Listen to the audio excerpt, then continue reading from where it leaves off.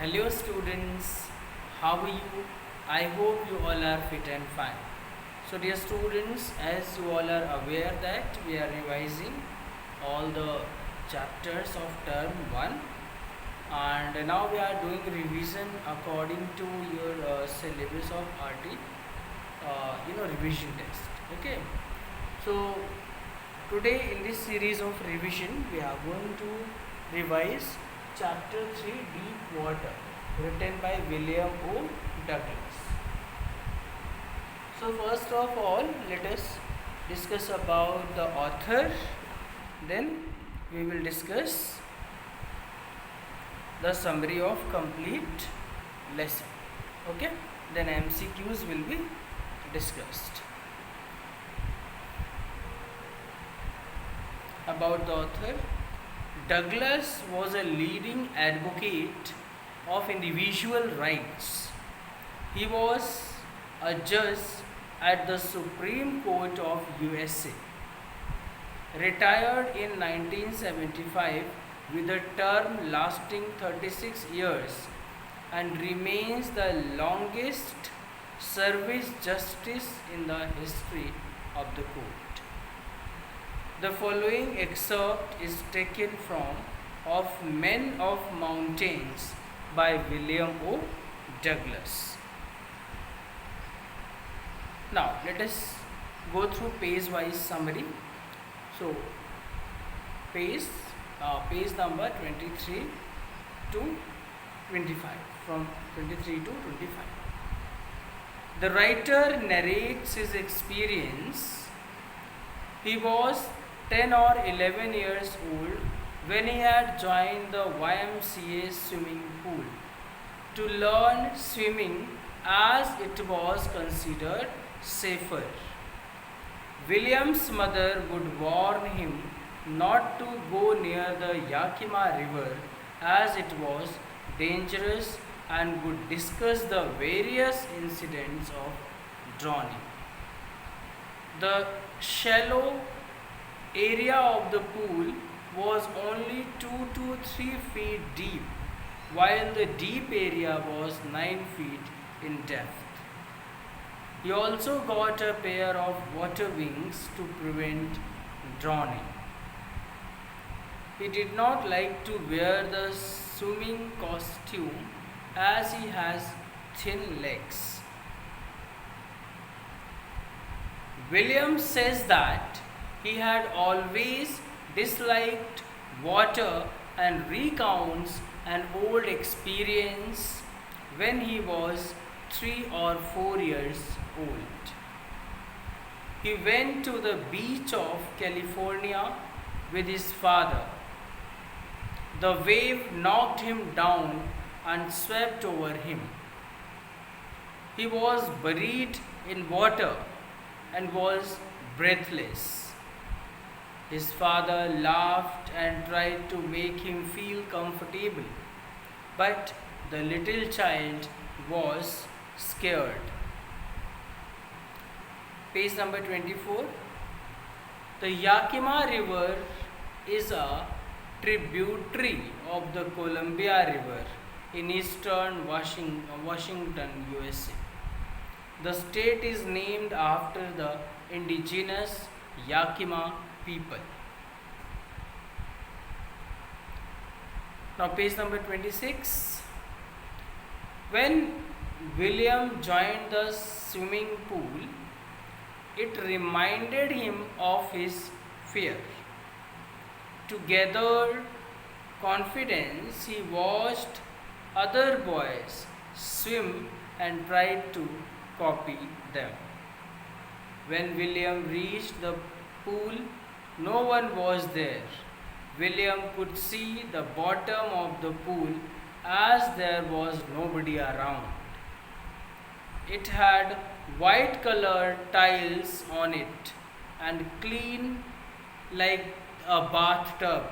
William had been sitting by the pool when a boy of around 18 years of age, built body, rippling muscles, seemed to be a bully, picked William and threw him into the deep end of the swimming pool. He was frightened, but he used his intelligence and on his way down the pool, planned to push himself up when he reached the bottom. He thought that he would make a big jump to the surf and swim to the edge of the pool. The depth seems 90 feet instead of 9 feet. When his feet touched the bottom of the pool, he jumped upwards. His movements was slow. When he opened his eyes, he saw water all around, yellowish in color.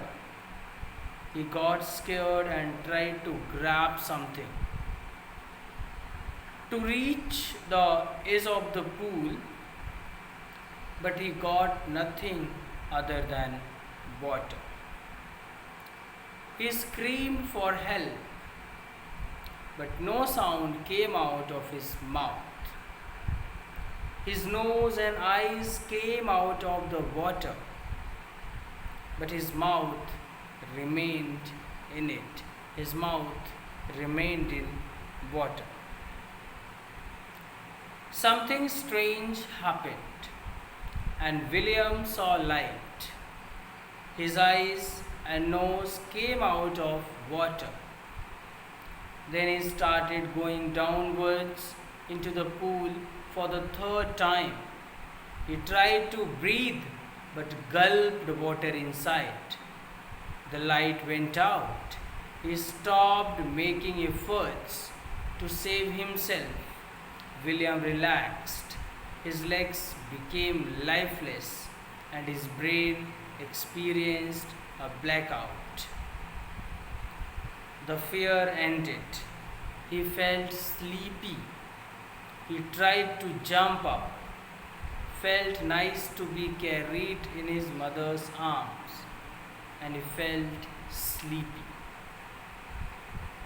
He remembered laying in his stomach beside the pool, vomiting. The chap that threw him into the pool said he was only fooling. They took him to locker room. He never went back to the pool. After some years, William came to know of a waterfall and wanted to go in it. Whenever he went for swimming in different rivers like the Teton, Bumping River, Warm Lake of the Goat Rocks, the fear of water returned. It would grab him completely, disable his limbs, and grab his heart. The fear of water remained with William as he grew up. On the boating and fishing trips were destroyed as he did not enjoy due to the fear. In the month of October, he hired an instructor. He would practice for an hour for 5 days a week. The instructor put a belt around William's waist. The belt was attached to a thick rope which was held by the instructor, so that in case William drowned, the instructor would pull him out. After 3 months of practice, William got comfortable. Then the instructor taught him to breathe in the water. William practiced and gradually he got rid of the panic that would grab him when he put his head under the water. In the third phase, the instructor taught him to kick the water surface with his legs. He did this for many weeks. Finally, learned to kick in the desired way. When William had perfected each phase, he compiled them, all the phases which he learned bit by bit, which instructor had taught him. Now he compiled them. In April, the instructor told William to dive into the pool and swim at the length of the pool in a particular style called the crawl stroke. William had not overcome the fear yet. The terror returned in small phases, but now he knew how to swim. He faced the terror with confidence. He swam another lap of the sorry. He swam another length of the pool. William swam like this but was not satisfied. He wanted to be sure that all of the fear had left him. So he went to many places and swam in different ways, different styles. The terror returned only once when he was in middle of the lake. When he put his head under water, he saw water all around and the fear returned. This time, William laughed at the terror and said to it that it could harm him. He saw that the terror vanished and he resumed swimming. William still had some doubts, so he went up to Teton, walked up the Conrad Creek trail to Mead Glacier. He camped at the meadow by the warm lake. The next morning, he wore the swimming costume and dived into the lake, just like the famous American dunk or pond used to do. William shouted with joy as he had overcome his fear. The experience had a great importance in William's life. He realized that death was peaceful and only the fear of death was fearful. He recollects the words of one of the presidents of America, Roosevelt. Roosevelt had said that all we have to fear is fear itself. As William had experienced death and the fear of death, his desire to live grew immensely. He felt released from fear and was free to walk up and trails and climb up the mountains fearlessly. So it's all about the summary, dear students. Now let us practice MCQs from this lesson.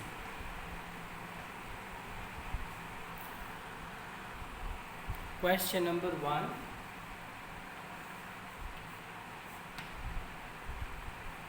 What do you think you can do to me? What do you think? What do you think you can do to me?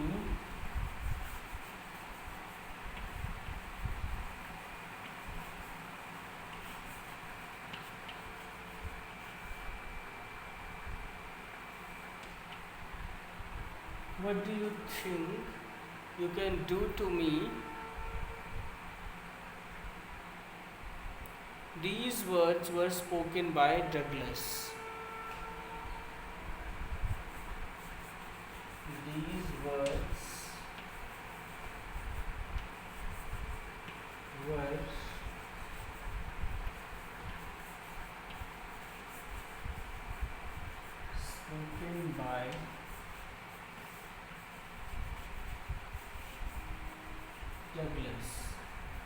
What do you think you can do to me? These words.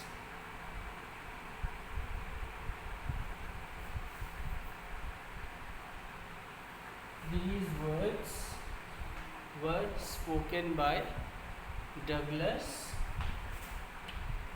Option A.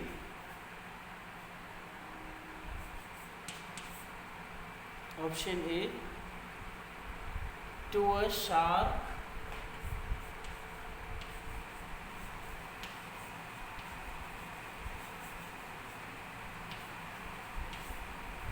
Option B. To his enemy.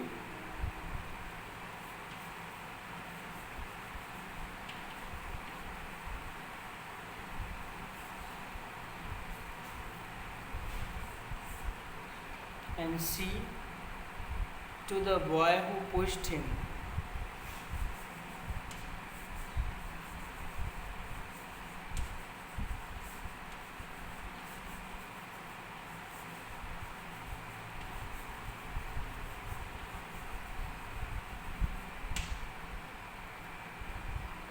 To the boy who pushed him. And D. To terror.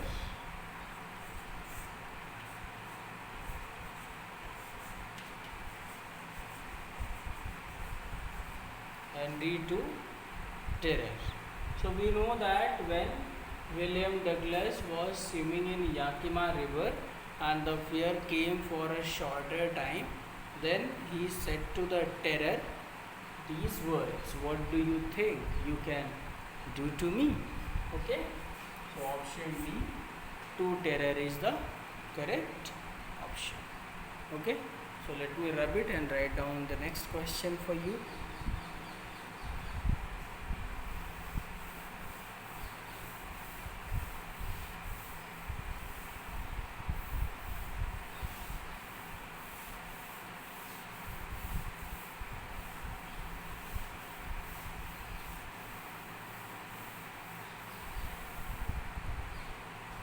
Now question number 2.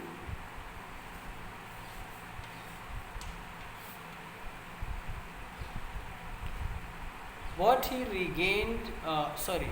regained consciousness, he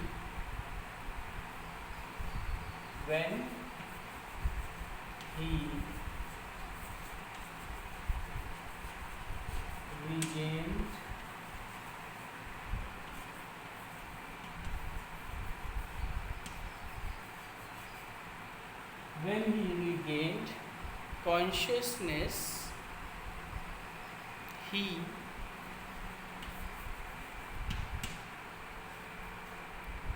option A, laughed at his experience.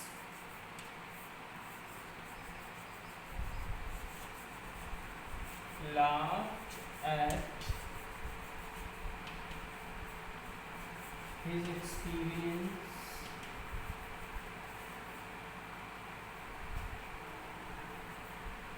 When regained consciousness, he laughed at his experience. B, had 104 Fahrenheit fever. Had 104 Fahrenheit fever. Had 104 Fahrenheit fever. And she shook and cried.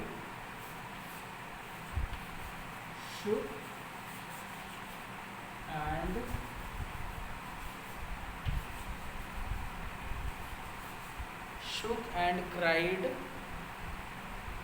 and didn't eat anything. And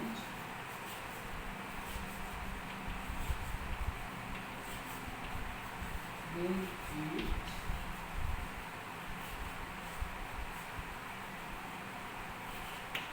anything. And option D, told his mother about his misadventure. Told his mother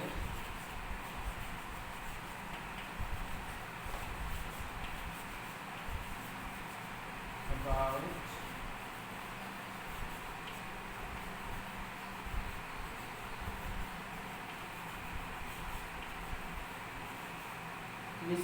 misadventure. Told his mother about misadventure. So when regained consciousness, he laughed at his experience. No, had 104 degree Fahrenheit fever. No, shook and cried and didn't eat anything. Yes, this was what happened with him when he was taken out of water and he reached his home. Okay, so let me rub it and write down the next question.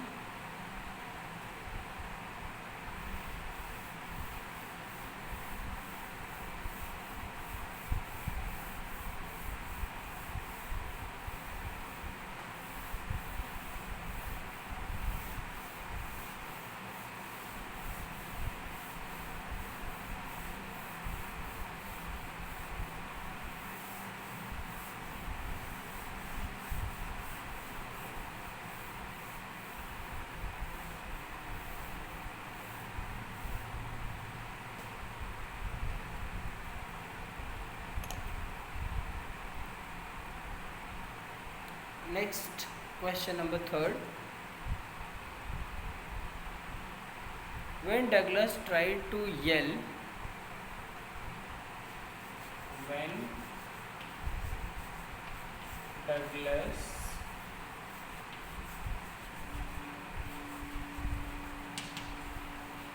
tried to yell, when Douglas tried to yell, everyone came to his rescue. Everyone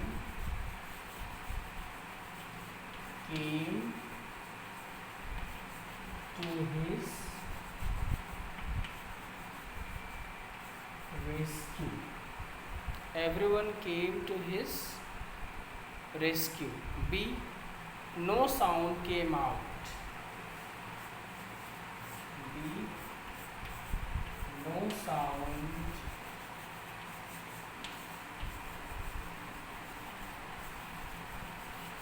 came out. C. His father arrived.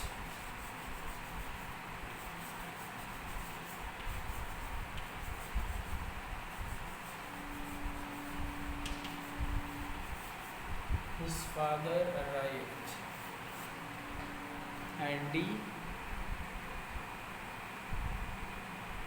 The lifeguard dived to save him. The lifeguard dived to save him up. The lifeguard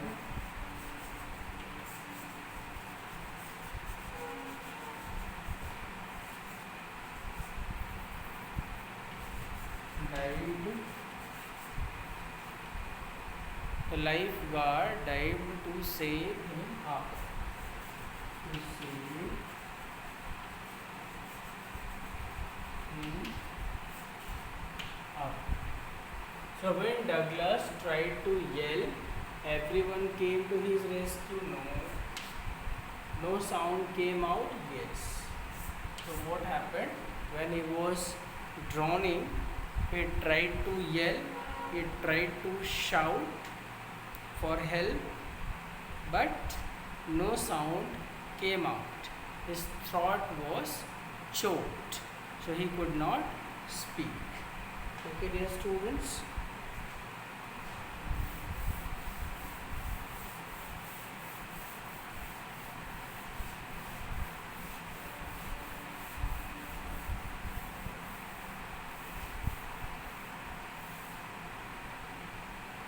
So this is all for this video lesson. In the next video lesson, we will keep discussing, we will keep practicing some more MCQs. Okay, dear students. So as we are revising term 1, so we will keep discussing, we will keep revising the complete syllabus, as well as we will keep discussing the MCQs. And the MCQs which are being discussed here in the videos, you must note them down in your fair notes. Okay, and thank you for watching. See you tomorrow.